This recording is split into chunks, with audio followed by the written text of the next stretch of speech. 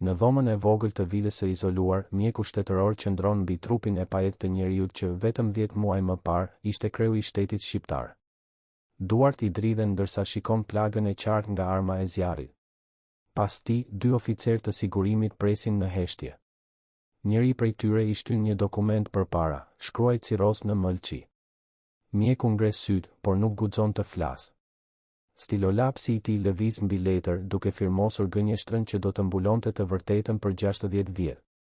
Por çfarë ndodhi me të vërtet atë mëngjes të 26 majit të vitit 1954?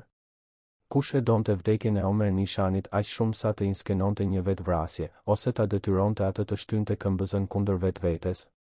Dhe pse trupi i tij, i shpuar nga plumbi, u varros me nderime shtetërore ndërsa goja e çdo dëshmitari mbyllej me terror? Omer Nishani nuk ishte thjesht një emër në listën e udhëheqësve komunistë. Ai ishte mjek i shkolluar në Stamboll dhe Vjen, përkthyes i talentuar, njeri i letrave që fliste gjuhë të huaja dhe njihte botën perëndimore. Kur antifashistët shqiptar kërkuan një figurë intelektuale për t'i paraqitur botës fytyrën e re të Shqipërisë, zgjodhen pikërisht atë. Jo sepse ishte komunist i zjarrt, por sepse ishte i moderuar, i arsimuar, i besueshëm. Enver Hoxha e dinte mirë se perëndimi nuk do t'i besonte një qeveri e plot me partizan analfabet. I duhej një vitrinë. Dhe Nishani u bë ajo vitrinë. Në vitin 1946, ai u zgjodh kryetari i presidiumit të Kuvendit Popullor, pozicioni më i lartë formal në shtet. Por pushteti i tij ishte vetëm në letër. Çdo vendim kalonte nëpër duart e Enverit. Çdo dekret që ai firmoste, çdo dënim me vdekje që vulosi me firmën e tij, ishin vendime të marra tashmë nga të tjerët. Ai ishte thjesht dora që mbante stilolapsin. Dhe ajo dorë, me kalimin e viteve, filloi të dridhej gjithnjë e më shumë. Në fillim, Nishani besonte se po ndërtonte një Shqipëri të re. Ai kishte parë fashizmin, kishte parë pushtimin, dhe si shumë intelektual të kohës, mendonte se komunizmi ishte shpresa e vetme për një vend të shkatëruar nga lufta. Por shpejt filloi të shihte të vërtetën. Arrestimet nuk ishin vetëm kundër fashistëve. Ishin kundër çdo kujt që mendonte ndryshe. Gjykatat nuk ishin vende drejtësie, por teatro ku akuzat shkruheshin paraprakisht dhe vendimi ishte gjithmonë i njëjtë, fajtor. Dhe Omer Nishani, njeriu që firmoste ato vendime, filloi të kuptonte se ishte bërë bashkëpunëtor i një makine vrasëse. Por çfarë mund të bënte? Të jepte dorëheqjen do të thotë të pranonte se kishte gabuar dhe në atë sistem gabimet paguheshin me jetën. Kështu që ai vazhdoi. Firmosi. Vulosi. Dhe çdo natë, kur mbyllte syt, shihte fytyrat e atyre që kishte dënuar. Pastaj erdhi goditja që e theu përfundimisht. Vëllai i tij, Besim Nishani, u arrestua. Akuzat ishin absurde, si gjithmonë, armik i popullit, sabotator, spiun. Por Besimi nuk ishte asgjë nga këto. Ishte thjesht një njeri që kishte pasur fat të lindë në familjen e gabuar, në kohën e gabuar. Omer Nishani, kreu i shtetit, njeriu që mund të firmoste faljen e jetës për kushto, nuk mundi të bënte asgjë për vëllain e tij.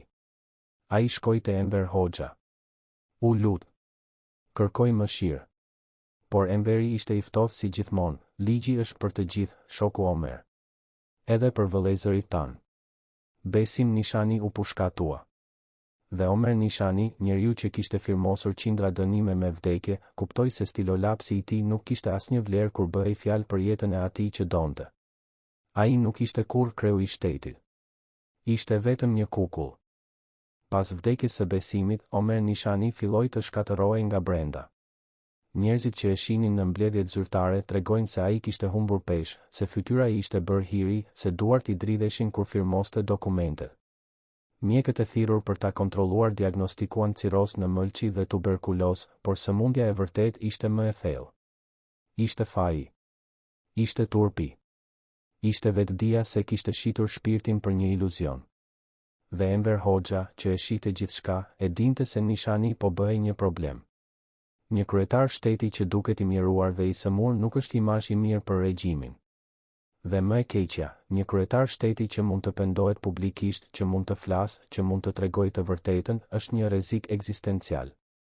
Në 23 korrik të vitit 1953, Omer Nishani dha dorëheqjen. Arsyeja zyrtare ishte shëndeti i dobët. por të gjithë e dinin se ishte shkarkuar. Haxhi Leshi, një partizan besnik dhe pa arsim, mori vendin e tij. Nishani u kthye në vilën e tij, një ndërtesë e bukur në periferi të Tiranës, ku jetonte me gruan e tij austriake, Rozhinën. Ajo ishte e vetmja që mbeti pranë tij. Por edhe ajo nuk mund ta shpëtonte. Sepse vila, që dukej si një stre, ishte në të vërtetë një burg. Rreth e rrotull, rojet e sigurimit vëzhgonin çdo lëvizje. Çdo vizitor regjistrohej. Çdo bisedë dëgjohej. Nishani ishte i lirë vetëm në emër. Në realitet, ai ishte një i burgosur që priste ekzekutimin. 10 muaj kaluan ngadalë. 10 muaj izolimi, 10 muaj heshtjeje, 10 muaj ku trupi i tij u konsum nga sëmundja dhe shpirti nga dëshpërimi. Rozhina përpiqej ta mbante gjallë, por çfarë mund të bënte një grua e vetme kundër një shteti që kishte vendosur fatin e burrit të saj? Mjekët vinin, por jo për ta shëruar. Vinin për ta monitoruar. Për të raportuar te sigurimi. Për të siguruar se ai nuk po planifikonte të ikë, se nuk po takonte njerëz të dyshimt, se nuk po shkruante kujtime që mund të bëheshin një akuzë kundër regjimit. Dhe Nishani e dinte. E dinte se çdo fjalë që thoshte mund të ishte e fundit. E dinte se çdo lëvizje vëzhgohej. E dinte se nuk kishte shpëtim. Mëngjesi i 26 majit të vitit 1954 filloi si çdo mëngjes tjetër. Rozhina u zgjua, por Omeri nuk ishte në krevat. Ajo e thirri. Asnjë përgjigje. Ajo filloi ta kërkonte nëpër dhoma. Dhe pastaj e dëgjoi, një e shtën. Ose ndoshta nuk e dëgjoi, sepse dëshmit ndryshojnë. Ndoshta e gjeti tashmë të vdekur, trupin e shtrirë, plagën e qartë nga arma e zjarrit. Ajo bërtiti. Rojet erdhën menjëherë. Por jo për ta ndihmuar. Erdhën për ta kontrolluar skenën. Për të siguruar se asgjë nuk do të dilte jashtë. Brenda orëve, mjekët shtetëror mbërritën. Ata pan plagën. Ata e dinin se ishte plumb. Por ata shkruan, ciroz në mëlçi, komplikacione nga tuberkulozi, vdekje natyrale. Kush u dha urdhër? Kush i detyroi të gënjejnë? Dhe pse askush nuk guxoi të flasë për 60 vjet? A ishte vetvrasje? A e shty Omer Nishani vetë këmbëzën, i lodhur nga jeta, i shkatëruar nga faji, i dëshpëruar nga izolimi? Apo ishte diçka më e errët? A erdhi dikush atë mëngjes, dikush nga sigurimi, me urdhër nga lart dhe e ekzekutoi atë duke e bërë të dukej si vetvrasje? Dhe nëse ishte vetvrasje, a ishte vërtet e lirë, apo ishte rezultati një torture psikologjike aq të thellë sa vdekja ishte e vetmja dalje? Këto pyetje nuk kanë përgjigje të sigurta. Por ajo që dim është kjo, 2 ditë pas vdekjes, në 28 maj, regjimi organizoi një funeral madhështor. Enver Hoxha qëndroi pranë arkivollit dhe mbajti zi. Kurora lulesh mbuluan varrin. Gazetat shkruan nekrologje të ngrohta për shokun e dashur Omer Nishani, patriot dhe luftëtar të palodhur. Por askush nuk përmendi plumbin.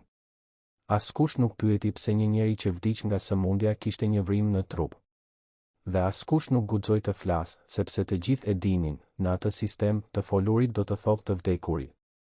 Kush e vrau Omer Nishanin? Ishte ai vetë, i shtyrë nga një dhimbje që nuk mund ta duronte më? Ishte sigurimi, duke ekzekutuar urdhrat e Enver Hoxhës për të hequr qafe një dëshmitar të rrezikshëm? Apo ishte diçka mes tyre, një presion aq i madh, një izolim aq total, një terror psikologjik aq i thellë, sa vdekja u bë e vetmja zgjidhje e mundshme? Dhe pse, edhe sot, 69 vjet pas asaj mëngjesi, e vërteta mbetet e mbuluar nga heshtja? Nëse mendoni se e dini historinë e Shqipërisë komuniste, mendoni përsëri.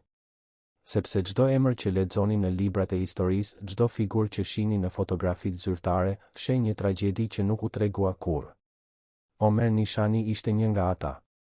Një njeri që besoi në një ideal, që u përdor si mjet dhe që u asgjësua kur nuk ishte më i dobishëm. Por historia e tij nuk fillon me vdekjen. Fillon me zgjedhjen që bëri në vitet e 40-ta, kur vendosi të bashkohej me komunistët. Pse e bëri? Çfarë shihte ai që të tjerët nuk shihnin? Dhe kur kuptoi se kishte gabuar, pse nuk iku? Për ta kuptuar vdekjen e Omer Nishanit, duhet të kthehemi në fillim. Në vitin 1942, kur Shqipëria ishte në pushtimin fashist italian dhe një grup i vogël partizanësh luftonte në male. Mes tyre ishte Enver Hoxha, një mësues i ri nga Gjirokastra, karizmatik, i zgjuar dhe me një vizion të qartë, të marrë pushtetin. Por Enveri e dinte se nuk mund ta bënte vetëm me partizan. I duheshin intelektual, njerëz që mund t'i jepnin lëvizjes së tij një fytyrë të respektueshme. Dhe kështu, ai filloi të rekrutoj. Njëri prej tyre ishte Omer Nishani. Nishani ishte lindur në Gjirokastër në vitin 1887, në një familje të arsimuar. Ai studioi mjeksi në Stamboll dhe më vonë në Vjenë, ku u njoh me idetë perëndimore, me demokracinë, me lirinë e fjalës. Kur u kthye në Shqipëri, punoi si mjek dhe përkthyes, një njeri i respektuar në komunitetin e tij. Por kur pushtimi fashist filloi, ai ndjeu se duhej të bënte diçka. Si shumë intelektual të kohës, ai besonte se fashizmi ishte armiku më i madh i njerëzimit dhe se çdo forcë që luftonte kundër tij meritonte mbështetje. Kur Enver Hoxha iu afrua dhe i propozoi të bashkohej me lëvizjen antifashiste, Nishani pranoi. Jo sepse ishte komunist, por sepse ishte patriot. Por Enveri nuk e donte Nishanin për patriotizmin e tij. E donte për imazhin e tij. Kur lufta mbaroi dhe komunistët morën pushtetin, ata kishin nevojë për një figurë që mund t'ia paraqisnin botës si kryetar shteti. Dikush që fliste gjuhë të huaja, që kishte arsim perëndimor, që duke i moderuar dhe i besueshëm. Enver Hoxha nuk mund të bëhej vetë kryetar shteti, sepse ai ishte shumë i ri, shumë radikal, shumë i dyshimt për perëndimin. Kështu që ai zgjodhi Nishanin. Dhe Nishani, duke besuar se po shërbente vendin e tij, pranoi. Në vitin 1946, Omer Nishani u bë kryetari i presidiumit të Kuvendit Popullor, pozicioni më i lartë formal në Shqipërinë e re e komuniste. Në letër, ai ishte kreu i shtetit. Në realitet, ai ishte një kukull. Çdo vendim merrej nga byroja politike, nga Enver Hoxha. Nishani thjesht firmoste. Ai firmoste ligjet që nacionalizuan pronat private. Ai firmoste dekretet që dënuan me vdekje qindra njerëz. Ai firmoste urdhrat që dërguan mira në kampe pune. Dhe çdo herë që firmoste, ai e justifikonte veten, kjo është për të mirën e vendit. Kjo është për të ndërtuar një Shqipëri të re. Por thellë në zemër, ai e dinte se po bëhej bashkëpunëtor i një krimi masiv. Vitet kaluan dhe regjimi u ashpërsua. Në fillim, viktimat ishin fashistë të vërtet, kolaboracionistë, kriminal luftë. Por pastaj lista u zgjat. Intelektual që mendonin ndryshe. Priftërinj që refuzonin të hiqnin dorë nga feja. Fshatar që nuk donin të jepnin tokën. Çdo kush që nuk ishte plotësisht besnik ndaj partisë bëhej armik. Dhe Omer Nishani, njeriu që firmoste ato dënime, filloi të shihte fytyrat e viktimave në ëndrat e tij. Ai nuk flinte mirë. Ai pinte për të harruar. Ai u sëmur, por jo vetëm nga alkooli. U sëmur nga faji. Dhe pastaj erdhi momenti që e theu përfundimisht. Vëllai i tij, Besim Nishani, u arrestua. Akuzat ishin të njëjtat si gjithmonë, armik i popullit, sabotator, spiun në shërbim të imperializmit. Por Besimi nuk kishte bërë asgjë. Ai ishte thjesht vëllai i kryetarit të shtetit dhe në atë sistem, edhe kjo mund të bëhej një akuzë. Ndoshta dikush donte ta testonte besnikërinë e Omerit. Ndoshta dikush donte ta poshtëronte. Ose ndoshta thjesht Besimi kishte thënë diçka të gabuar në momentin e gabuar dhe kjo mjaftonte. Omer Nishani shkoi te Enver Hoxha. Ai u lut. Ai kërkoi mëshirë. Ai tha se Besimi ishte i pafajshëm, se akuzat ishin të rreme, se ai vetë garantonte për vëllain e tij. Por Enveri ishte i ftohtë. Ai e shikoi Nishanin me ato sy të tij të errët dhe tha, "Shoku Omer, ligji është për të gjithë. Nëse vëllai yt është fajtor, ai duhet të paguajë. Nëse është i pafajshëm, gjykata do ta lirojë." Por të dy e dinin se gjykata nuk lironte askën. Gjykata ishte një teatër ku vendimi ishte marrë paraprakisht. Dhe Besim Nishani u dënua me vdekje. Omer Nishani, kryetari i presidiumit të Kuvendit Popullor, njeriu që kishte pushtetin ligjor të firmoste faljen e jetës, nuk mundi të bëjë asgjë. Ai shkoi në zyrën e tij, mori stilolapsin dhe shikoi dokumentin që duhej të firmoste. Por kësaj radhe nuk ishte dënimi i një të panjohuri. Ishte vdekja e vëllait të tij.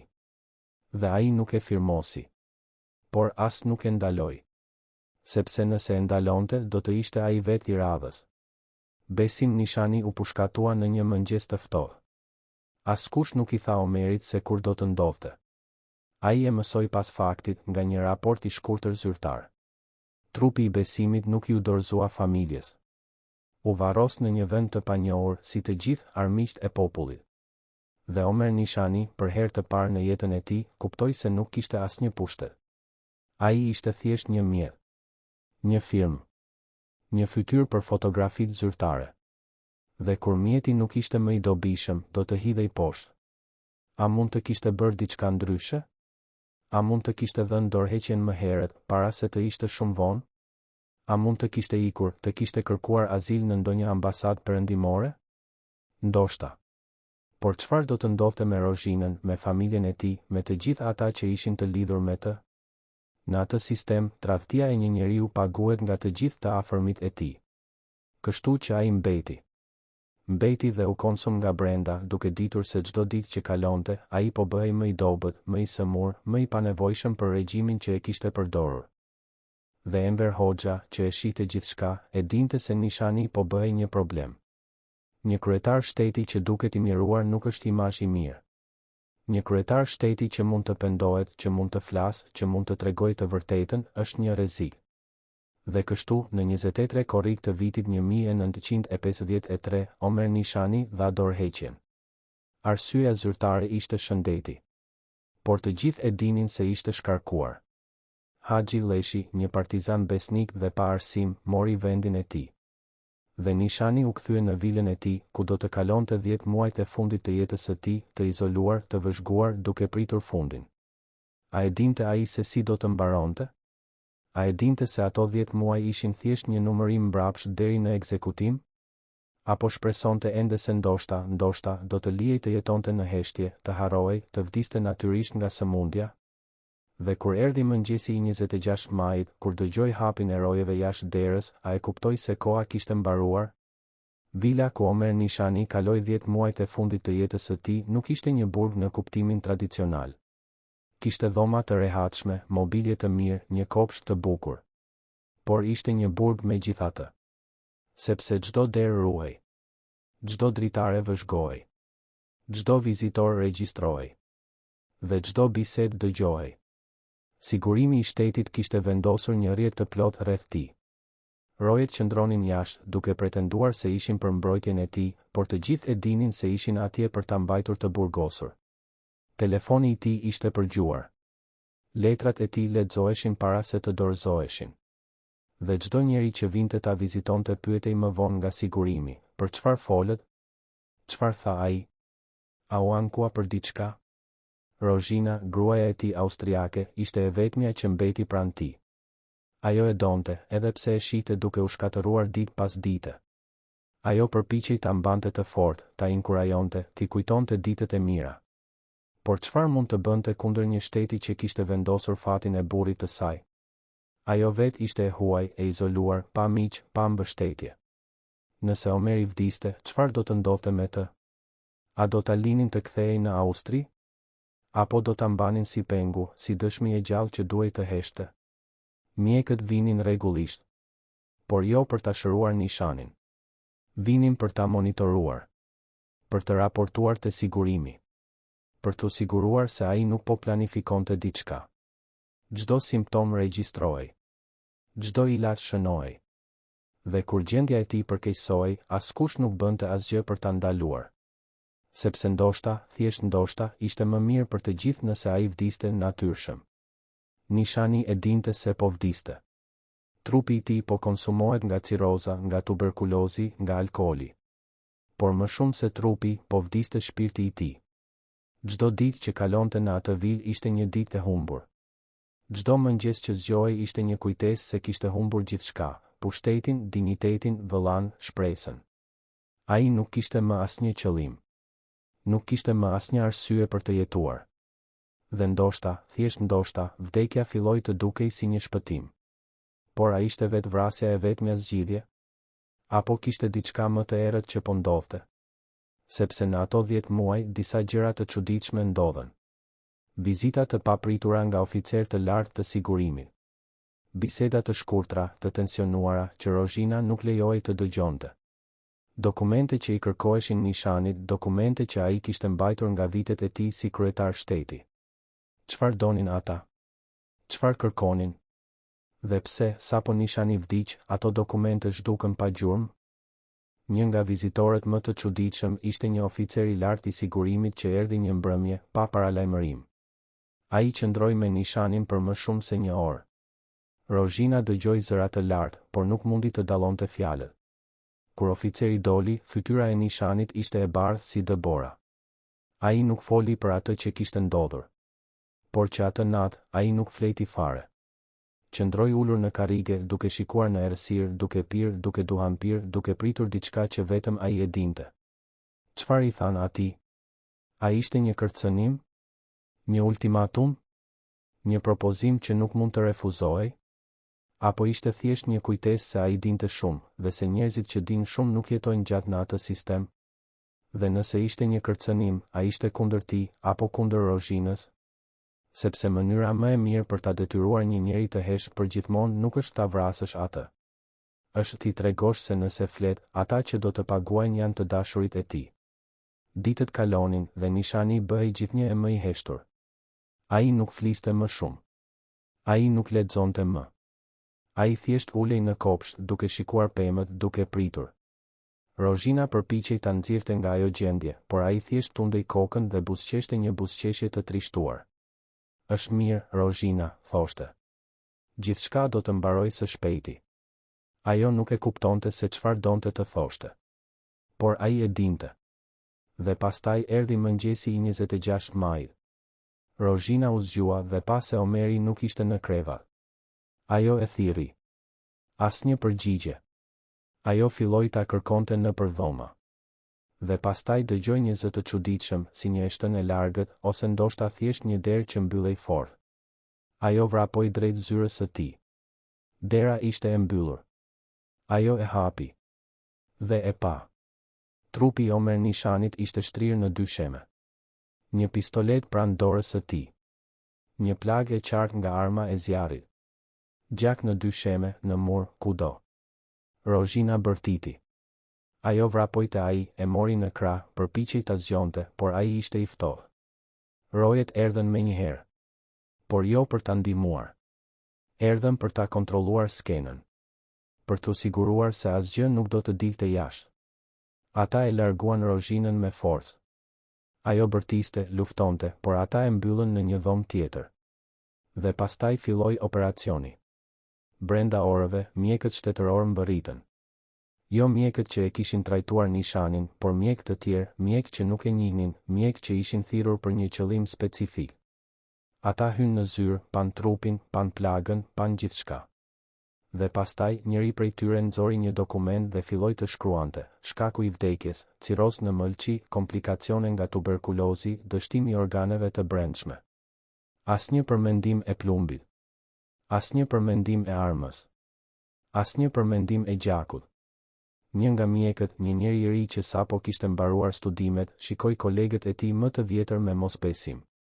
Por ka një plag nga arma e zjarrit, tha ai me zë të ulët. Mjeku më i vjetër e shikoi me një shikim të ftohtë. Nuk ka asnjë plag, tha. Ka vetëm një trup të konsumuar nga sëmundja. Tani firmos dokumentin. Mjeku i ri shikoi përreth. Rojet e sigurimit qëndronin në derë duke vëzhguar. Ai kuptoi se nëse refuzonte, do të ishte ai i radhës. Kështu që mori stilolapsin dhe firmosi. Brenda disa orëve, trupi i Omer Nishanit u transportua në një vend të fshehtë. Asnjë autopsie e pavarur nuk u krye. Asnjë hetim nuk u hap.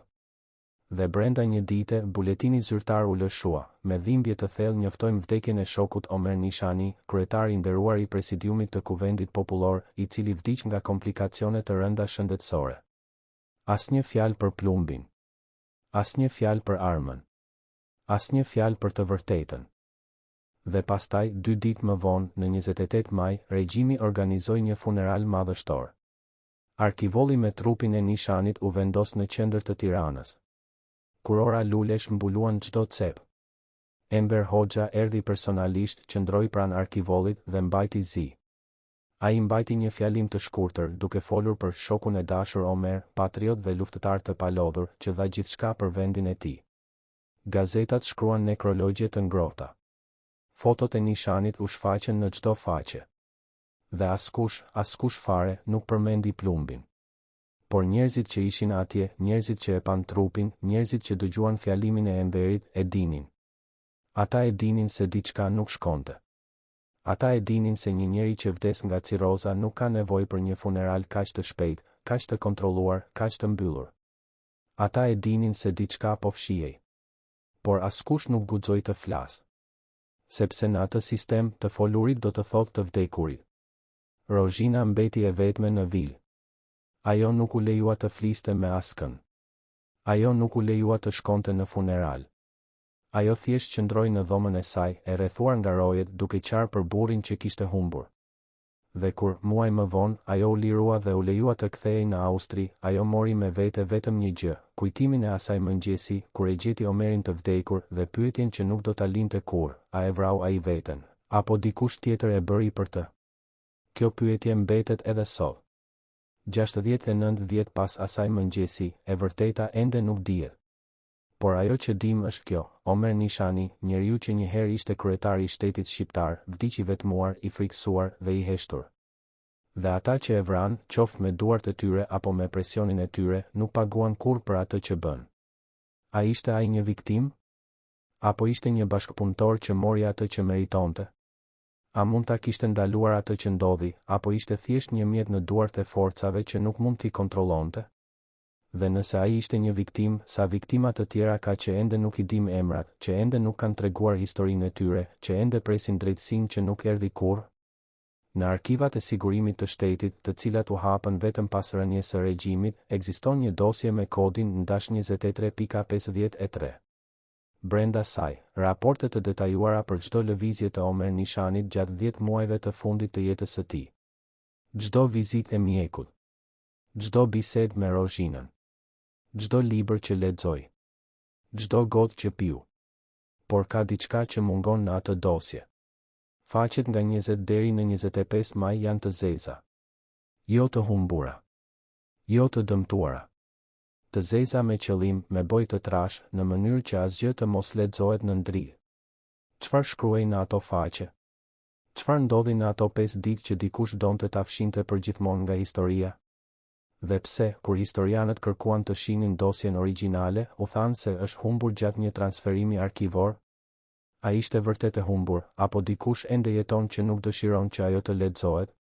Për ta kuptuar se çfarë ndodhi në ato ditë të fundit, duhet të flasim me njerëzit që ishin atje. Por shumica prej tyre janë të vdekur. Disa vdiqën natyrshëm. Të tjerë vdiqën në rrethana të çuditshme, pak kohë pasi filluan të flasin. Mbetet vetëm një grua, tani 92 vjeçe, që punonte si infermiere në vilën e Nishanit gjatë atyre muajve. Emri i saj është Lule, dhe për 60 vjet ajo nuk foli me askën. Por tani, duke ditur se koha e saj po mbaron, ajo vendosi të tregojë atë që pa. Unë nuk dua të vdes me këtë barë, thot ajo, duart ende të dridhuara kur kujton. Ai nuk e vrau veten. Unë e di, sepse e pash atë mëngjes. Dhe ajo që pash nuk ishte vetë vrasje. Lule tregon se në mbrëmjen e 25 majit, ajo ishte në vilë për t'i dhënë Nishanit ilaçet e mbrëmjes. Ai ishte i qetë, më i qetë se sa kishte qenë prej javësh. Ai buzëqeshi madje, thot ajo. Më tha, faleminderit, Lule. Ke qenë e mirë me mua. Unë mendova se ishte thjesht një falënderim i zakonshëm. Por tani kuptoj se ishte lamtu mirë. Ajo e la atë rreth orës 9 të mbrëmjes dhe u kthye në dhomën e saj, në katin e poshtëm. Rreth orës 1 pas mesnatës, ajo u zgjua nga zhurmë. Dëgjova hapa të rënë në shkallë. Jo hapat e Nishanit, ai ishte shumë i dobët për të ecur kështu. Ishin hapa të fortë, si të rojeve. Por rojet nuk hynin kur brenda natën, vetëm jashtë. Ajo u ngrit dhe doli në korridorin e errët. Pa 2 figura që hipnin shkallët drejt zyrës së Nishanit. Njëri prej tyre mbante diçka në dorë. Nuk mund ta shija qartë, por dukej si një çantë e vogël, si ato që mjekët mbajnë. Ajo u fsheh pas një dere dhe priti. Pas rreth 15 minutash, dëgjoj një zë të ullët si një bisedë e tensionuar. Dhe pastaj, një e shtën. Zemra më ngriu, thot Lule. Doja të vrapoja, por këmbët nuk më lëviznin. Dhe pastaj dëgjova hapat që zbrisnin shpejt. Ata dolën nga dera e pasme, ajo që jepte në kopsht. Unë prisja që rojet të vinin, por askush nuk erdhi. Sikur të dinin tashmë se çfarë kishte ndodhur. Ajo qëndroi në errësirë për orë të tëra, duke mos guxuar të lëvizte. Vetëm në mëngjes, kur dëgjoi bërtimën e Rozhinës, ajo doli. Kur hyra në zyrë, pash trupin e Nishanit. Por pash edhe diçka tjetër. Pistoleta ishte në dorën e djathtë. Por Nishani ishte majtas. Unë e dija, sepse çdo herë që shkruante, përdorte dorën e majt. Pse do të qëllonte me dorën e djathtë? Ajo e tha këtë një mjeku të ri që erdhi më vonë, por ai e shikoi me frikë dhe i tha, nëse do të jetosh, haro atë që pe. A është dëshmia e Lules e besueshme? Ajo është një grua e vjetër, kujtesa mund të jetë e turbulluar nga vitet. Por detajet që ajo jep janë shumë specifike për të shpikur. Hapat e rëndë. Çanta mjekësore. Pistoleta në dorën e gabuar. Dhe më e rëndësishmja, heshtja e rojeve. Sepse nëse ishte vërtet vetvrasje, pse rojet nuk reaguan kur dëgjuan të shtënën? Pse nuk vrapuan të shihnin se çfarë kishte ndodhur? Përgjigjja e vetme logjike është se ata e dinin tashmë. Ata prisnin atë. Sepse ata ishin pjesë e planit. Por kush dha urdhrin? Kush vendosi se Omer Nishani duhej të vdiste atë natë? Për ta kuptuar këtë, duhet të shikojmë se kush kishte më shumë për të humbur nëse Nishani jetonte. Dhe përgjigja çon në një emër, Mehmet Shehu. Në vitin 1954, Mehmet Shehu ishte ministër i brendshëm dhe njeriu që kontrollonte sigurimin e shtetit. Ai ishte dora e djathtë e Enver Hoxhës, njeriu që ekzekutonte urdhrat më të errët të regjimit. Dhe ai kishte një problem, Omer Nishani dinte shumë. Gjatë viteve si kryetar i presidiumit, Nishani kishte qenë i pranishëm në mbledhje ku diskutoheshin operacione sekrete. Ai kishte parë dokumente që tregonin se si regjimi kishte likuiduar kundërshtarët e tij, si kishte falsifikuar gjykatat, si kishte vjedhur pasuritë e atyre që ekzekutonte. Ai kishte firmosur disa nga ato dokumente, por ai gjithashtu kishte mbajtur kopje. Jo për t'i përdorur kundër regjimit, por për t'u mbrojtur. Sepse ai e dinte se në atë sistem, nëse nuk ke asgjë për t'u mbrojtur, je i cenueshëm. Por ato kopje, ato dokumente sekrete që Nishani mbante në një kasafort të fshehur në zyrën e tij, ishin një rrezik ekzistencial për Mehmet Shehun dhe Enver Hoxhën. Pas shkarkimit të Nishanit, sigurimi filloi të kërkonte ato dokumente. Oficerë të lartë erdhën në vil, pyetën Nishanin, kërkuan të shihnin letrat e tij. Por ai refuzoi. Këto janë dokumente personale, thoshte. Nuk kanë asnjë rëndësi për askën. Por ata e dinin se po gënjente. Dhe kështu, presioni u rrit. Vizita bëheshin më të shpeshta, më kërcënuese. Dhe në një nga ato vizita, ndodhi diçka që e ndryshoi gjithçka. Ishte në fillim të majit, rreth 3 javë para vdekjes së Nishanit. Një oficer i lartë i sigurimit, njeriu i njëjtë që Lule kishte parë duke dalë nga dera e pasme atë natë, erdhi në vil. Emri I tij ishte Qazim, një njeri I ftohtë, me sy të errët dhe një zë që nuk linte vend për diskutim. Ai hyri në zyrën e Nishanit dhe mbylli derën. Rozhina, që ishte në dhomën ngjitur, dëgjoi zëra të larë. Nuk mund t'i kesh ato dokumente, thoshte Qazimi. Ato janë pronë e shtetit. Nishani përgjigjej me një zë të lodhur, ato janë prona ime. Unë I firmosa, unë I mbajta.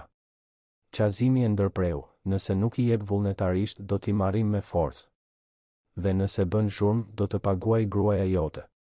Kjo ishte pika e thyerjes. Nishani e dinte se nuk kishte më zgjidhje.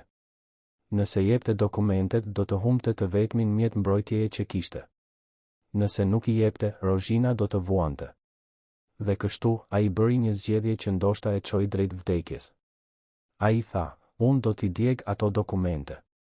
Dhe ju nuk do të keni asgjë.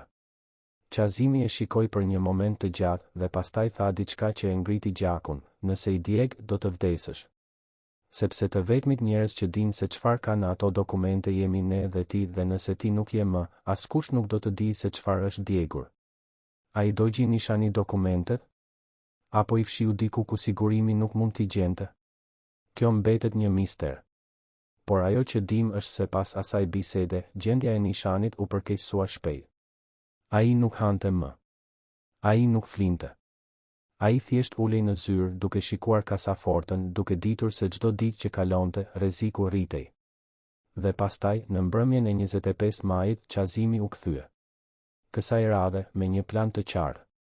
Nëse dëshmia e Lules është e saktë, atëherë ajo që ndodhi atë natë nuk ishte vetvrasje. Ishte një ekzekutim I planifikuar me kujdes për t'u dukur si vetvrasje. Qazimi dhe një tjetër oficer hynë në vilë, duke përdorur një çelës që rojet u kishin dhënë. Ata hipën në zyrën e Nishanit, ku ai ndoshta ishte ende zgjuar, duke lexuar ose duke pirë. Ata I thanë se kishin ardhur për dokumentet. Nishani refuzoi përsëri. Dhe kështu, ata e detyruan. Ndoshta e kërcënuan me armë. Ndoshta I treguan një fotografi të Rozhinës dhe I thanë se ajo do të ishte e radhës. Dhe kur Nishani kuptoi se nuk kishte më shpëtim, ndoshta ai vetë kërkoi armën. Ndoshta tha, më mirë ta bëj vetë, se sa t'ju jap kënaqësinë. Ose ndoshta ata thjesht e qelluan dhe e vendosën armën në dorën e tij. Kur nuk do ta dim me siguri. Por ajo që dim është se kur Rozhina e gjeti në mëngjes, trupi I tij ishte I ftohtë, gjaku I thatë, sikur të kishte vdekur orë më parë, jo sapo. Dhe pastaj filloi mbulimi. Mjekët që erdhën nuk ishin atje për të hetuar. Ishin atje për të firmosur një dokument të shkruar paraprakisht. Buletini mjekësor ishte përgatitur para se trupi të ishte madje I ftohtë. Dhe brenda orëve, çdo gjurmë e asaj që kishte ndodhur u fshi. Pistoleta zhduku. Gjaku u pastrua. Dokumentet që Nishani kishte mbajtur në kasafort u morën dhe u dogjën, ose u fshetën në ndonjë arkiv të thellë ku askush nuk do t'i gjente kurrë. Dhe Rozhina, e vetmja dëshmitare e gjallë, u mbyll në një dhomë dhe u kërcënua, nëse flet nuk do të shohësh kurrë më Austrinë. Por pse e vran atë? Çfarë kishte Nishani që ishte aq e rrezikshme? Përgjigja qëndron në atë që ai dinte për vitet e para të regjimit. Ai kishte qenë I pranishëm kur Enver Hoxha dhe Mehmet Shehu kishin planifikuar likuidimin e kundërshtarëve të tyre brenda partisë. Ai kishte parë se si Koçi Xoxe, ish-ministër I brendshëm, ishte akuzuar për tradhtar dhe pushkatuar, edhe pse të gjithë e dinin se akuzat ishin të rreme. Ai kishte firmosur dekretet që dënuan me vdekje qindra njerëz të pafajshëm, dhe ai kishte mbajtur lista të atyre emrave. Nëse ato lista do të dilnin në dritë, nëse Nishani do të fliste, ose nëse dokumentet e tij do të gjendeshin, regjimi do të përballej me një skandal që mund ta shkatëronte. Por ka edhe një arsye tjetër, më personale. Mehmet Shehu e urrente Nishanin. Jo sepse Nishani kishte bërë diçka kundër tij, por sepse Nishani përfaqësonte gjithçka që Shehu nuk ishte. Nishani ishte I arsimuar, I kulturuar, I respektuar në Perëndim. Shehu ishte një partizan brutal, një njeri që kishte dalë nga malet, që kishte vrarë me duart e tij, që nuk kishte asnjë edukim formal.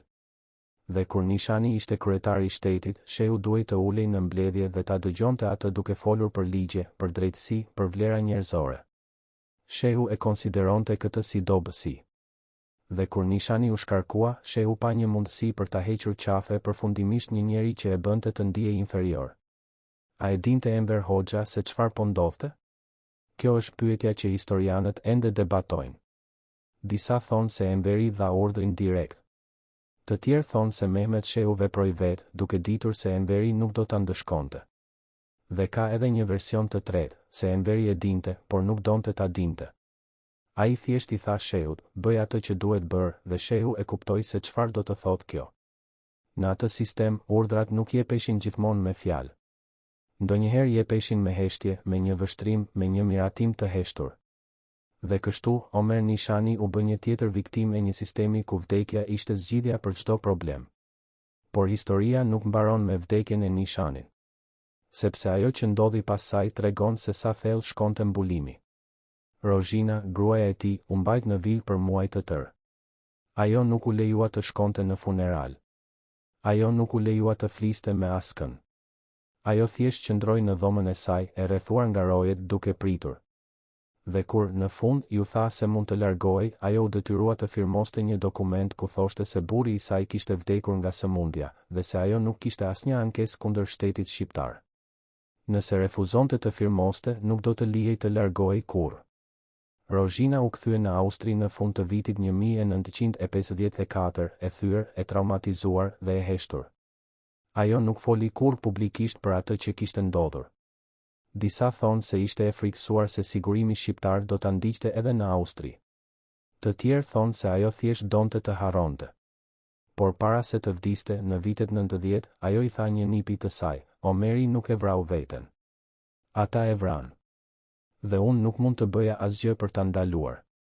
Kjo është e vetmja dëshmi e drejt për drejt që kemi nga ajo.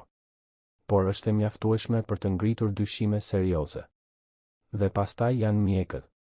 Mjeku i ri që u detyrua të firmoste buletinin e rem mjekësor jetoi me atë barë për 60 vjet. Ai nuk foli kurrë publikisht, por në ditarin e tij personal, të cilin familja e tij e publikoi pas vdekjes së tij, ai shkroi: "Sot firmosa gënjeshtrën më të madhe të jetës sime. Pash një njeri të vrarë dhe shkrova se vdiq nga sëmundja. Zoti të më fal, sepse unë nuk mund ta fal veten." Ky ditar është tani në arkivin kombëtar dhe çdo njeri që e lexon e kupton se çfarë ndodhi me të vërtetë. Por edhe me të gjitha këto dëshmi, e vërteta zyrtare nuk ka ndryshuar. Në librat e historisë shqiptare, Omer Nishani ende tregohet si një njeri që vdiq nga ciroza. Asnjë hetim zyrtar nuk është hapur. Asnjë përgjegjësi nuk është kërkuar. Sepse ata që dhanë urdhrin janë të vdekur dhe ata që e ekzekutuan janë ose të vdekur ose të heshtur. Dhe shteti shqiptar edhe sot nuk dëshiron të hap plagët e së kaluarës. Por pyetja mbetet, nëse Omer Nishani vdiq nga sëmundja, pse shteti fshiu faqet e dosjes së tij? Pse mjekët u detyruan të gënjejnë? Pse Rozhina u mbajt e burgosur për muaj? Dhe pse, edhe sot, kur historianët kërkojnë të hetojnë, ata gjejnë mure heshtjeje dhe dokumente të humbura? Përgjigja e vetme logjike është se ka diçka që ende po fshihet. Diçka që, edhe 69 vjet më vonë, dikush nuk dëshiron që të dihet. Në qendër të Tiranës, në varrezat e dëshmorëve, qëndron një varr i thjeshtë me emrin Omer Nishani. Çdo vit, në përvjetorin e vdekjes së tij, disa njerëz të vjetër vinë dhe lënë lule. Ata janë të mbjetuarit e asaj kohe, njerëz që e kujtojnë Nishanin jo si një kukull të regjimit, por si një njeri që u përpoq të bënte të mirën në një sistem që nuk lejonte të mirën. Ata e dinë se ai nuk ishte i përsosur. Ai firmosi dënime me vdekje. Ai bashkëpunoi me një diktaturë. Por ata gjithashtu e dinë se ai pagoi për ato zgjedhje me jetën e tij. Një nga ata vizitor është një grua e vjetër që thotë se babai i saj u dënua me vdekje nga një dekret që Nishani firmosi. Unë e urreva atë për vite, thot ajo. Por pastaj mësova se ai vet u shkatërrua nga ajo që bëri. Ai humbi vëllan. Ai humbi shëndetin. Ai humbi shpirtin. Dhe në fund, ai humbi jetën. Kush jam unë për ta gjykuar? Ai tashmë u gjykua nga fati më i keq i mundshëm. Ajo lë një lule të bardhë në varr dhe largohet në heshtje. Por ka edhe të tjerë që nuk falin. Që thonë se Nishani ishte një bashkëpunëtor dhe se vdekja e tij ishte drejtësi poetike. Që thonë se ai meritonte të vuante sepse ai bëri që të tjerët të vuanin. Dhe ndoshta ata kanë të drejtë. Ndoshta Nishani nuk ishte një viktim, por një bashkëfajtor që në fund u vllabërua nga sistemi që kishte ndihmuar të ndërtonte. Por edhe nëse kjo është e vërtetë, pyetja mbetet, a meritonte ai të vdiste kështu? A meritonte ai të ekzekutohej në heshtje, pa gjykat, pa mundësi për të mbrojtur, pa mundësi për të treguar të vërtetën e tij? Sepse kjo është tragjedia e vërtetë e Omer Nishanit.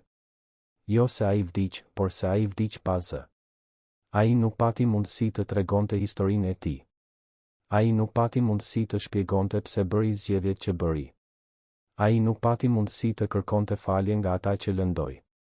Ai thjesht u hesht përgjithmonë dhe historia e tij u shkrua nga ata që e vranë. Dhe kjo është arsyeja pse kjo histori duhet treguar. Jo për ta bërë Nishanin një hero, sepse ai nuk ishte. Por për të treguar se çfarë ndodh kur një sistem vendos se e vërteta është e rrezikshme. Kur një shtet vendos se heshtja është më e rëndësishme se drejtësia. Kur njerëzit që dinë shumë bëhen probleme që duhen eliminuar. Sepse nëse nuk mësojmë nga kjo histori, nëse nuk kërkojmë të vërtetën edhe kur është e dhimbshme, atëherë ne jemi të dënuar ta përsërisim. Në dhomën e vogël të Spitalit Qendror të Tiranës, një infermiere e re shikon një dosje mjekësore që nuk duhet të ekzistojë. Brenda saj, analiza gjaku të Omer Nishanit nga janari i vitit 1954, 5 muaj para vdekjes së tij. Vlerat janë të këqija, por jo vdekjeprurëse. Ciroza është në fazë të hershme. Tuberkulozi nën kontroll. Mjeku që e ekzaminoi shkroi në fund, pacienti mund të jetojë edhe 5 deri në 7 vjet me trajtim të duhur. Por kjo dosje nuk u përmend kurrë në buletinin zyrtar të vdekjes. Kur infermierja e tregon këtë një kolegeje më të vjetër, ajo e rëmben dosjen nga duart e saj dhe e hedh në zjarr. Disa gjëra është më mirë të mos dihen, thot ajo me zë të dridhur. Veçanërisht kur ato tregojnë se dikush gënjeu për shkakun e vdekjes. Por pse një njeri që mund të jetonte edhe 7 vjet vdiq papritur në 5 muaj? Dhe pse trupi i tij, sipas dëshmitarëve që e pan në arkivoll, dukej 10 vjet më i vjetër se sa ishte në realitet? Për ta kuptuar shkatërimin fizik të Omer Nishanit, duhet të shikojmë fotografitë. Ekziston një fotografi nga marsi i vitit 1948, kur ai sapo ishte bërë kryetar i presidiumit.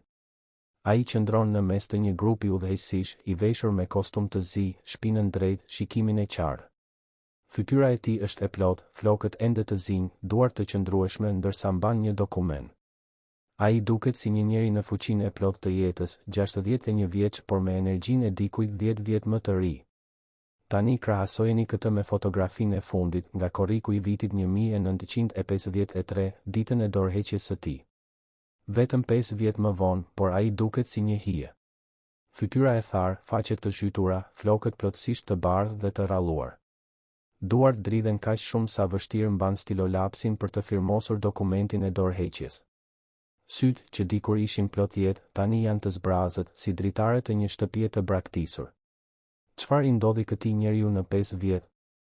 Çfarë e konsumoi kaq shpejt, kaq plotësisht, sa trupi i tij u bë një gërmadhe para se zemra të ndalonte së rrahuri? Mjekët që e trajtuan Nishanin gjatë atyre viteve tregojnë një histori të tmerrshme të rënjes fizike dhe mendore. Doktor Petrit, një mjek i ri që u caktua të kujdesej për të në vitin 1950, mban shënime të detajuara që familja e tij i ruajti. Kur e pash për herë të parë, shkruan ai, u habit se sa i dobët dukej për moshën e tij. Por më shumë më tronditi shikimi i tij. Ai më shikonte, por nuk më shite. Sikur të ishte diku tjetër, në një vend ku unë nuk mund të arrija. Doktor Petrit e pyeti për simptomat, dhimbje barku, lodhje e skajshme, humbje oreksi. Por kur filloi të pyes për gjendjen mendore, Nishani e ndërpreu, trupi im është i sëmur, doktor. Por sëmundja e vërtet është këtu, dhe vuri dorën mbi zemër. Dhe për këtë, ju nuk keni ilaçe. Ciroza që e konsumoi ishte rezultat i viteve të pijeve të rënda. Por pse pinte? Njerëzit që e njihnin para luftës thonë se ai ishte një njeri i moderuar që pinte vetëm në raste sociale. Ndryshimi filloi pas vitit 1947, kur filluan ekzekutimet masive. Çdo mbrëmje, pas mbledhjeve ku diskutoheshin listat e të dënuarve, Nishani kthehej në shtëpi dhe pinte derisa të flinte. Rozhina përpiqej ta ndalonte, por ai thoshte, nëse nuk pi, do të shoh fytyrat e tyre. Dhe nuk mund t'i shoh më. Alkooli u bë mënyra e tij për të ikur nga faji. Por trupi nuk fal. Mëlçia filloi të dështoj. Lëkura u bë e verdhë. Barku u frye nga lëngu që grumbulloi. Dhe dhimbja e vazhdueshme që asnjë ilaç nuk mund ta lehtësonte, e bëri çdo ditë një torturë. Por më e keqja nuk ishte dhimbja fizike. Ishte shkatërimi mendor. Nishani filloi të kishte makthe. Ai zgjohej në mes të natës duke bërtitur emrat të njerëzve që kishte dënuar.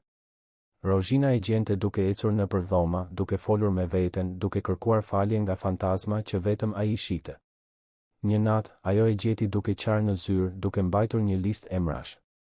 Këta janë të gjithë të vdekur për shkakun tim, i tha asaj. Unë i firmosa dënimet e tyre. Unë i vrau. Rozhina përpiqej ta ngushëllonte, por si mund ta ngushëllojë dikë që mbart peshën e qindra jetëve të humbura?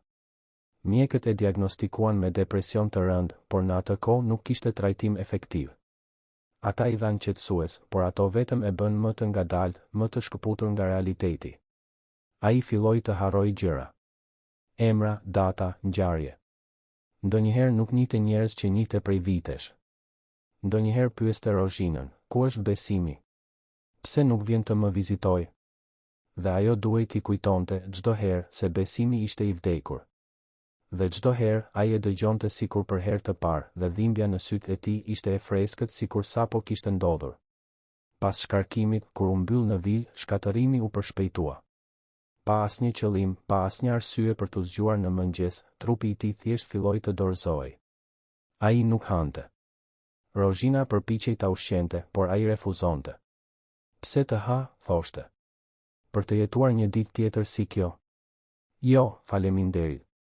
Pesha e tij ra nga 80 kg në 55 në vetëm 4 muaj. Kockat filluan të dilnin nën lëkurë. Fytyra u bë një kafkë. Dhe syt, ato sy që dikur kishin pasur jetë, u bën 2 vrimat të errëta që shiheshin vetëm vuajtje. Por ka diçka më të errët në këtë shkatërim. Sepse sipas dëshmive të infermiereve që e vizituan, Nishani nuk po vdiste vetëm nga sëmundja.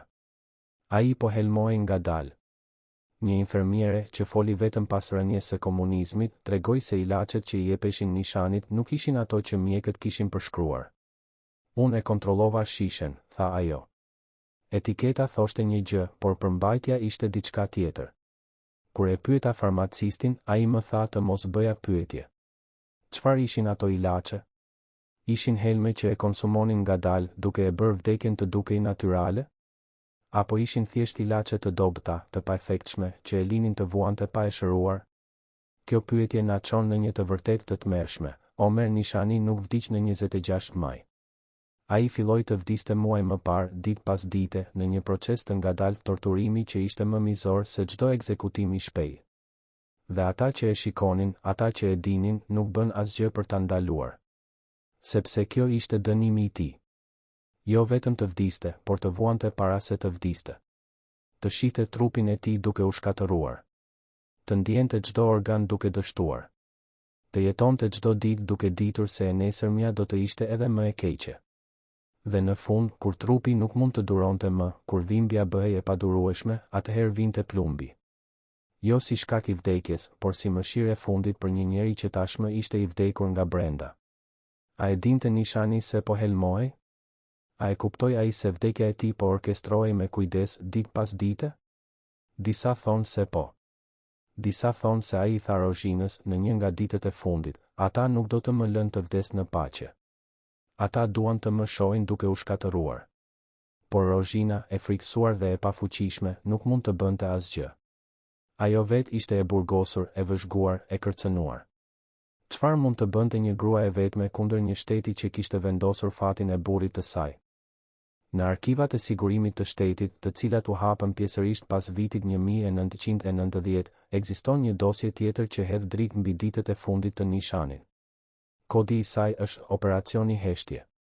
Brenda saj, plane të detajuara për izolimin dhe monitorimin e Omer Nishanit pas shkarkimit të tij.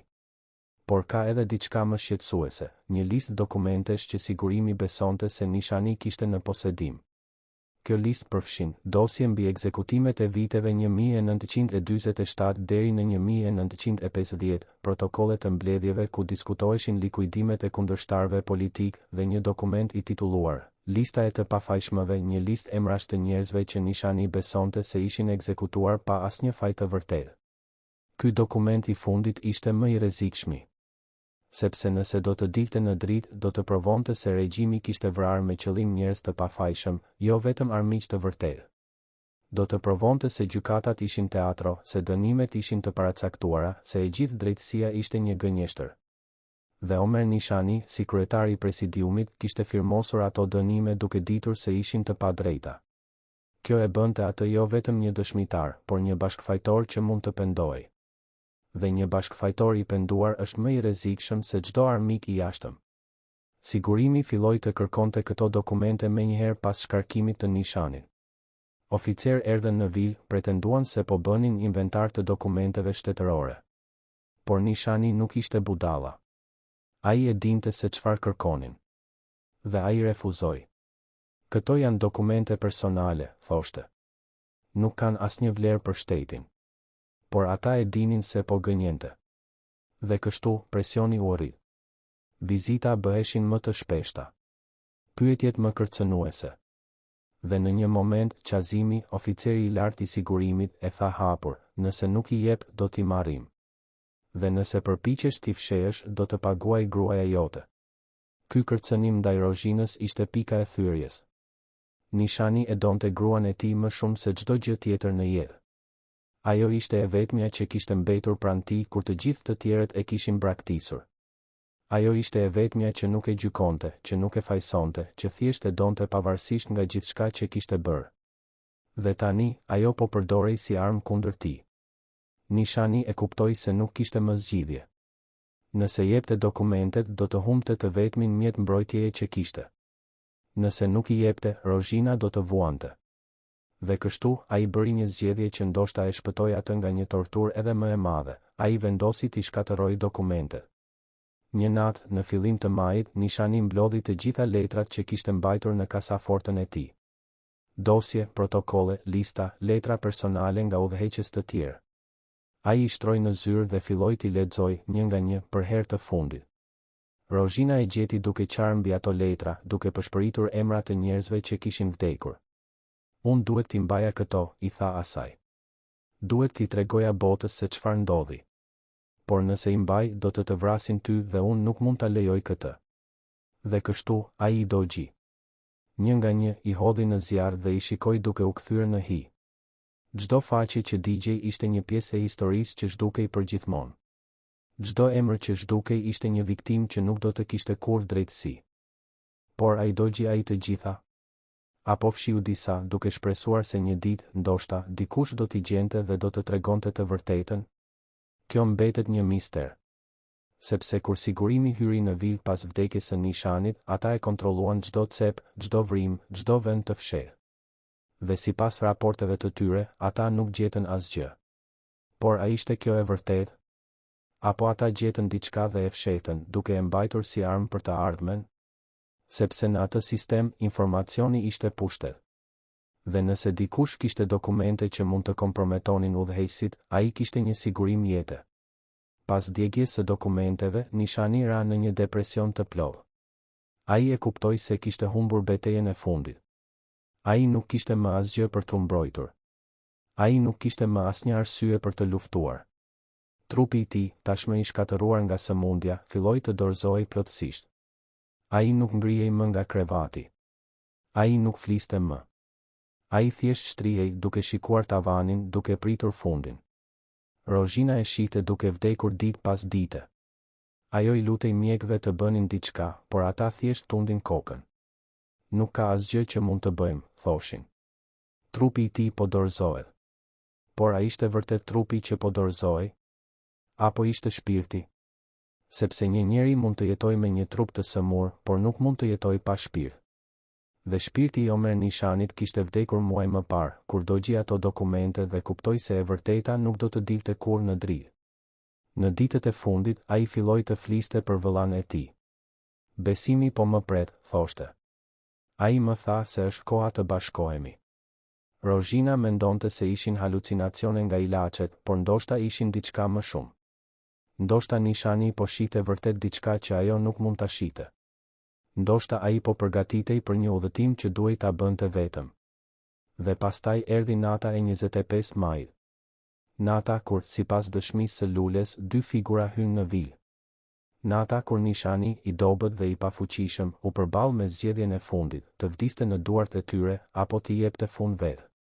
Çfarë zgjedhja ai? A mori ai armën dhe e shtypi këmbëzën, duke ditur se ishte e vetmja mënyrë për t'i dhënë fund vuajtjes?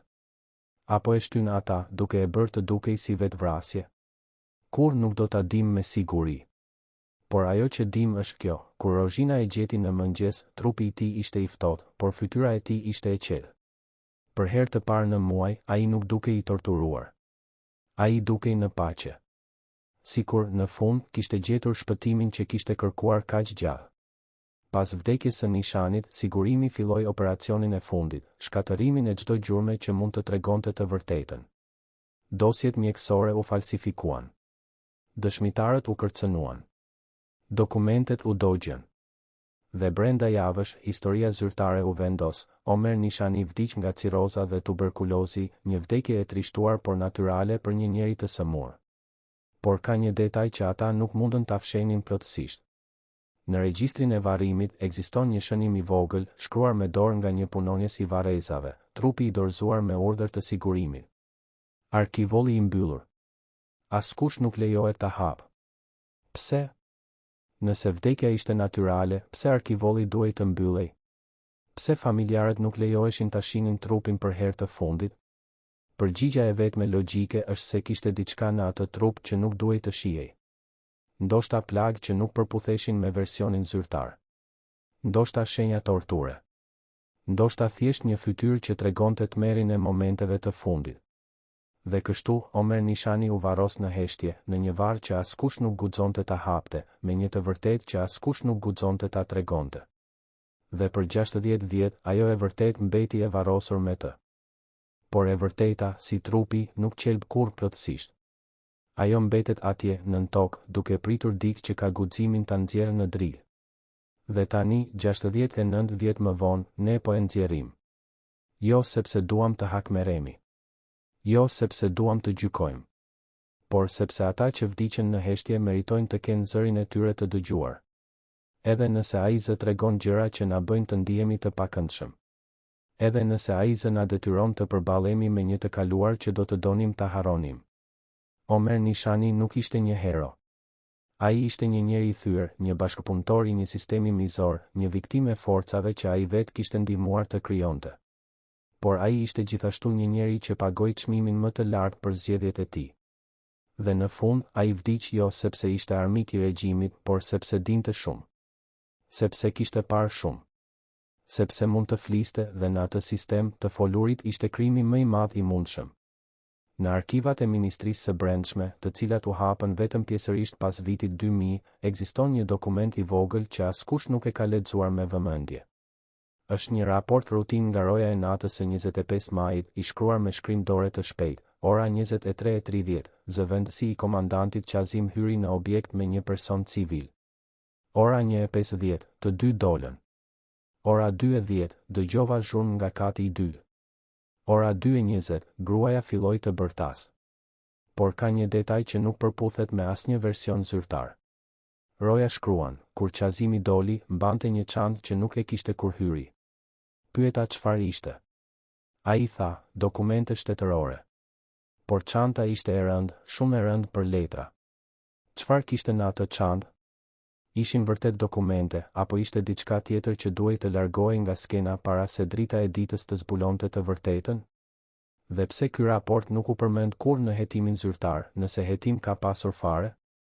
Për ta kuptuar natën e fundit të Omer Nishanit, duhet të ndërtojmë një kronologji nga copëza dëshmish që mbjetuan 69 vjet censur. Ora 9 e mbrëmjes, Lule, infermierja, i jep Nishanit ilaçet e fundit. Ai është i qetë, madje buzëqesh. Faleminderit për gjithçka, i thot asaj. Ajo e lë dhe zbret në dhomën e saj. Ora 10, Rozhina hyn në zyrë për t'i uruar natën e mirë. Nishani po lexon një libër të vjetër poezish, një vëllim që e kishte sjell nga Vjena 10 vjet më parë. Shko të flesh, e dashur, i thot ai. Unë do të vi së shpejti. Ajo e puth në ballin e ftohtë dhe largohet. Kjo ishte puthja e fundit. Ora 23:30, Qazimi dhe një person i panjohur hyn në vil. Rojet nuk i ndalojnë. Ata kanë urdhër. Ora 1:50, ata dalin. Çanta e rëndë në dorën e Qazimit. Ora 2:10, një shtën. Ora 2:20, Rozhina gjen trupin. Por çfarë ndodhi në ato 2 orë e 20 minuta mes hyrjes së Qazimit dhe të shtënës? Kjo është boshllëku i zi në qendër të historisë, vendi ku e vërteta u gëllti dhe nuk u nxor kurrë. Mund të ndërtojmë vetëm një version të mundshëm, bazuar në logjikë dhe dëshmi indirekte. Qazimi dhe shoku i tij hipën shkallët. Ata e gjetën Nishanin ende zgjuar, duke lexuar. Kemi ardhur për dokumentet, thanë. Nishani u përgjigj me një zë të lodhur, ju thash. I dogja. Qazimi nuk e besoi. Kontrollo çdo vend, i tha personit që ishte me të. Ata filluan të kërkojnë. Hapën sirtarët. Kontrolluan pas librave. Shqyn dyshemen në vende ku mendonin se mund të kishte fshehje. Nishani qëndroi ulur duke i parë me një qetësi të çuditshme. Nuk do të gjeni asgjë, tha. Sepse nuk ka asgjë për të gjetur. Pas një ore kërkimi të kodë, Qazimi u afrua te Nishani. Ku janë, pyeti, zëri tani i ashpër. Nishani e shikoi drejt në sy.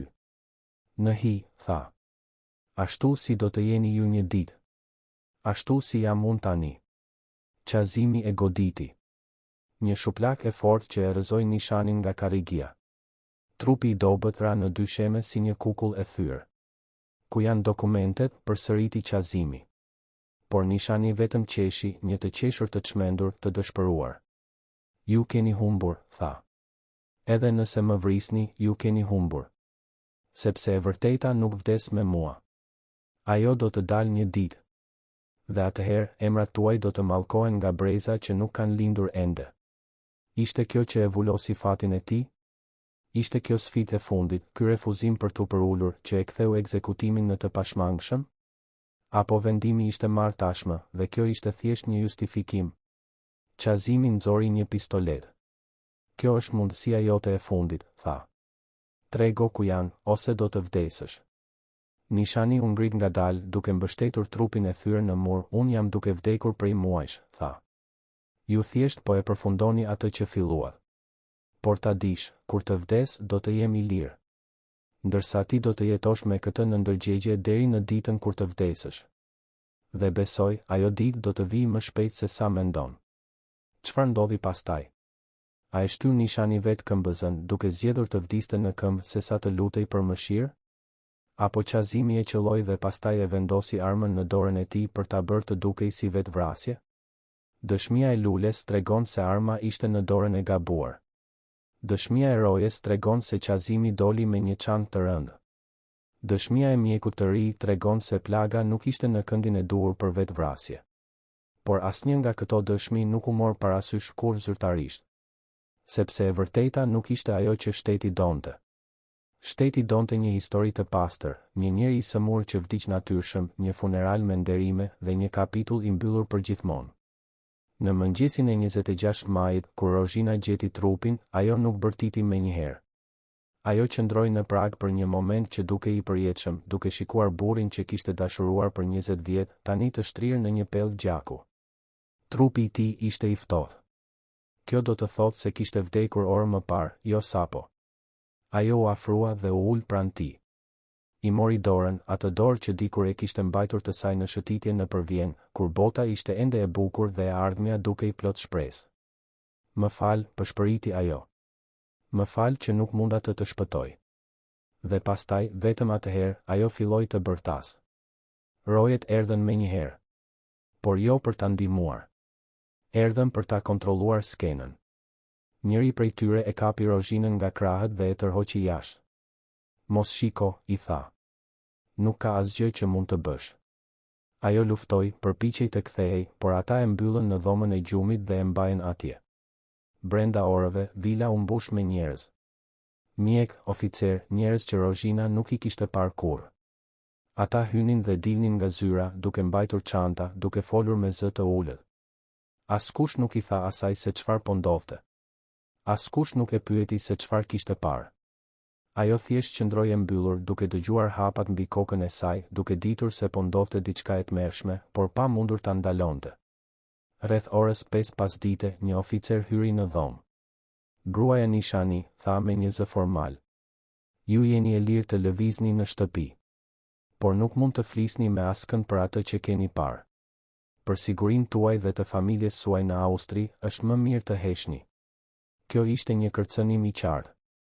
Nëse fliste, familja e saj do të vuante. Rozhina e kuptoi. Ajo nuk kishte zgjidhje. Kështu që ajo heshti.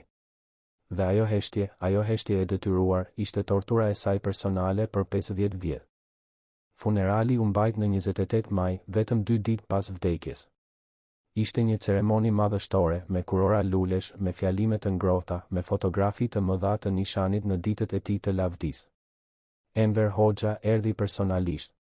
Ai qëndroi pranë arkivollit me një shprehje të trishtuar në fytyrë dhe mbajti një fjalim për shokun ton të dashur Omer, që dha gjithçka për atë dheun. Gazetat e nesërme shkruan, komb në zi për humbjen e një patrioti të madh. Por askush nuk përmendi plumbin. Askush nuk pyeti pse një njeri që vdiq nga sëmundja kishte një arkivol të mbyllur që askush nuk lejoi ta hapte. Rozhina nuk ishte në funeral. Ajo u mbajt në vil për sigurinë e saj, siç i thanë. Ajo dëgjoi ceremoninë në radio, duke dëgjuar fjalët e bukura për një njeri që ata kishin shkatëruar. Dhe ajo qau, jo vetëm për Omerin, por për të gjithë gënjeshtrën, për të gjithë hipokrizin, për të gjithë botën e çmendur ku vrasit mbajnë zi për viktimat e tyre. Pas funeralit, Rozhina u mbajt në vil për muaj të tërë. Ajo nuk lejoi të shkonte askund, të fliste me askën. Çdo ditë, një oficer vinte dhe e pyeste, a keni nevojë për diçka? Por pyetja e vërtet ishte, apo mendoni të flisni? Dhe çdo ditë, ajo përgjigjej me heshtje. Në shtator, 6 muaj pas vdekjes së Omerit, asaj ju tha se mund të largohej. Por para se të shkonte, duhej të firmoste një dokument. Në të shkruaj, unë, Rozhina Nishani, deklaroj se burri im vdiq nga komplikacione shëndetësore. Unë nuk kam asnjë ankesë kundër shtetit shqiptar. Unë premtoj të mos flas publikisht për çështje që lidhen me jetën time në Shqipëri. Nëse refuzonte të firmoste, nuk do të lihej të largohej kurrë. Rozhina mori stilolapsin. Dora i dridhej. Ajo mendoi për Omerin, për atë që ai do të donte që ajo të bënte. Dhe pastaj firmosi. Sepse çfarë tjetër mund të bënte? Ajo ishte e vetme, e friksuar, e thyer. Dhe ajo donte vetëm të largohej nga ai vend i mallkuar, të kthehej në Austri, të përpiqej të harronte. Por nuk mund të harronte. Deri në ditën që vdiq, në vitin 1998, ajo mbajti atë sekret. Vetëm në fund, kur e kuptoi se koha po mbaronte, ajo i tha një nipi, ata e vran. Dhe unë nuk munda ta ndaloj. Çfarë ndodhi me ata që e vran Omer Nishanin? Qazimi, oficeri që ndoshta shtyu KMBZ-n, vazhdoi karrierën në sigurim. Ai u bë një nga njerëzit më të friksuar në shërbim, i njohur për mizori dhe besnikëri absolute. Por në vitin 1978, ai u gjeti vdekur në shtëpinë e tij. Zyrtarisht, ishte sulm në zemër. Por fqinjet dëgjuan zëra të lartë atë natë dhe trupi u gjet me shenja të çuditshme që nuk përputheshin me vdekje natyrale. A ishte kjo drejtësia që e arriti në fund? Apo ishte thjesht një pastrimi tjetër, një eliminim i një dëshmitari që dinte shumë? Mehmet Shehu, njeriu që kontrollonte sigurimin dhe që ndoshta dha urdhrin për likuidimin e Nishanit, vazhdoi të ngjitej në pushtet. Ai u bë kryeministër dhe mbeti në atë pozicion për 27 vjet. Por në dhjetor të vitit 1981, ai u gjeti vdekur në dhomën e tij me një armë në dorë. Zyrtarisht, vetvrasje. Por shumë besojnë se u ekzekutua nga Enver Hoxha, i cili e akuzoi për tradhtar. Ironia është e tmerrshme, njeriu që ndoshta inskenoi vetvrasjen e Nishanit vdiq në një vetvrasje të inskenuar nga të tjerët. Enver Hoxha, arkitekti i gjithë sistemit, vdiq në vitin 1985 në krevatin e tij, i rrethuar nga mjek dhe familje. Ai nuk pagoi kurrë për krimet e tij. Ai nuk u gjykua kurrë. Ai thjesht vdiq dhe për vite u trajtua si hero kombëtar. Vetëm pas rënies së komunizmit, kur arkivat u hapën dhe dëshmitarët filluan të flasin, emri i tij u bë sinonim me terror dhe vrasje masive. Por çfarë ndodhi me familjen e Omer Nishanit? Rozhina u kthye në Austri dhe jetoi në vetmi deri në vdekje. Ajo nuk u martua kurrë më. Ajo nuk foli kurrë publikisht. Ajo thjesht jetoi me kujtimin e burrit që kishte humbur dhe me fajin që nuk kishte mundur ta shpëtonte. Vëllai i Omerit, Besimi, ishte pushkatuar vite më parë dhe trupi i tij nuk u gjet kurrë. Familja e tyre në Gjirokastër u stigmatizua si familje armiq të popullit dhe vuajti diskriminim për dekada. Dhe Shqipëria? Vendi që Omer Nishani kishte shpresuar ta ndërtonte të lirë dhe demokratik u bë një nga diktaturët më të ashpra në Evropë. Për 45 vjet njerëzit jetuan në frikë, në izolim, në varfëri. Mijëra u ekzekutuan. Dhjetëra mijëra u burgosën. Dhe të gjithë ata që dinin të vërtetën, të gjithë ata që mund të flisnin, u heshtën me forcë. Vetëm në vitin 1991, kur regjimi ra, njerëzit filluan të flasin. Dhe ajo që dolën në dritë ishte një histori e tmerrshme e dhunës, gënjeshtrës dhe vdekjes.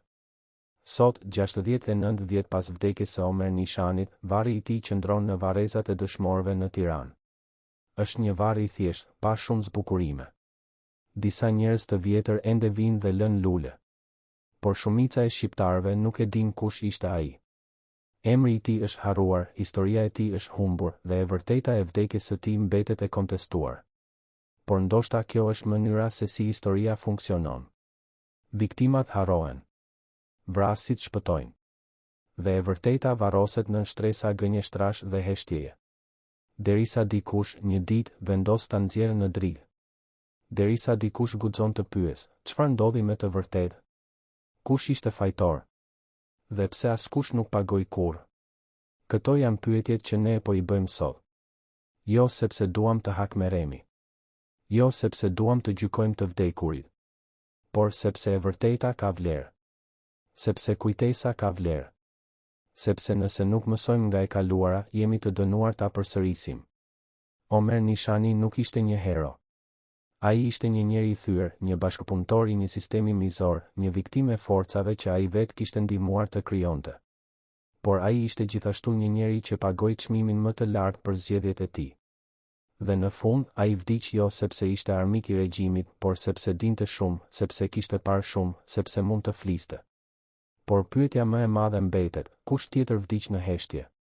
Sa emra të tjerë janë të varrosur në arkiva të mbyllura? Sa familje të tjera ende presin drejtësi që nuk do të vijë kurrë? Dhe sa kohë do të duhet të kaloj para se ne, si shoqëri, të kemi guximin të përballemi me të vërtetën e plotë të së kaluarës son? Sepse derisa ajo të ndodh, derisa çdo dosje të hapet, derisa çdo dëshmitar të dëgjohet, derisa çdo viktim të emërohet, ne do të vazhdojmë të jetojmë në hijen e asaj historie të fshehur. Dhe ajo hije, ajo errësirë së kaluarës, do të na ndjek deri në ditën kur vendosim ta shohim dritën. Omer Nishani vdiq në 26 maj të vitit 1954. Por se si vdiq dhe pse vdiq, mbeten pyetje që kërkojnë përgjigje. Dhe derisa ato përgjigje të gjenden, varri i tij do të mbetet një kujtesë e të gjitha të vërtetave që u fshetën, të gjitha zërave që u heshtën dhe të gjitha jetëve që u shuan në errësirë. A do të gjejmë ndonjëherë të vërtetën e plotë? Apo do të mbetet përgjithmonë e varrosur, si trupi i Nishanit, nën shtresa dheu dhe heshtjeje? Dhe nëse e gjejmë, a do të kemi guximin ta pranojmë, edhe kur na tregon gjëra që nuk duam t'i dëgjojmë? Këto janë pyetjet që ne duhet t'i bëjmë vetes. Sepse e kaluara nuk vdes kurrë. Ajo thjesht pret në errësirë derisa dikush guxon ta sjellë në dritë.